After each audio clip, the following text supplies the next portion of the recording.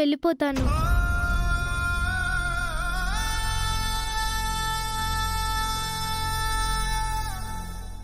నా కోసం మీరు అనవసరంగా ఆరాటపడడం ఎందుకని నా ఆలోచన అంతా మేడం.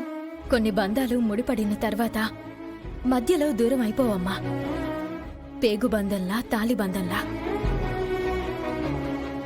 నీ తల్లిదండ్రుల గురించి తెలిసిన తర్వాత కూడా నువ్వు మాకు దగ్గరలోనే ఉంటావు.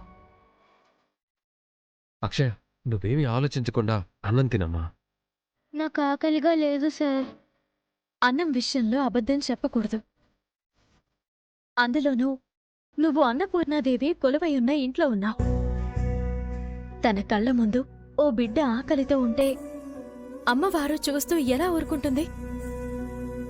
అమ్మవారే కాదు, నిన్ను బిడ్డలా చూసుకుంటున్నా ఈ అమ్మ మాత్రం ఎలా ఊరుకుంటుందనుకున్నావు? నువ్వు తింటేనే మాకు తృప్తిగా ఉంటుంది. నీ పేరెంట్స్ గురించి నీకు తొందరగా తెలిసిపోతుందిలే. తినమ్మా.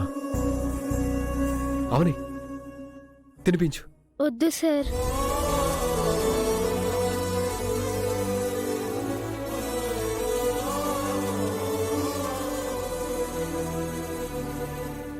సరే, ఒక పని చేద్దాం. ఏనుగు మీద కూర్చోబెట్టి తినిపిద్దాం. ఏనుగు మీదనా? మరి ఏనుగెక్కడా? 5 సెకండ్స్లో మీ ఇద్దరి ముందు ఉంటుంది.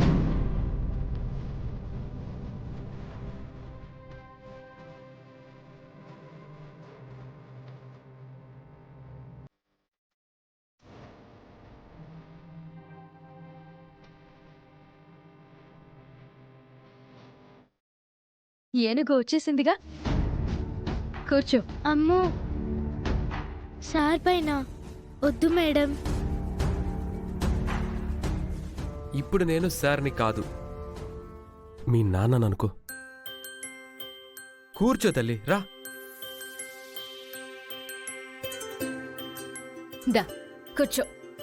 అది ఓకేనా?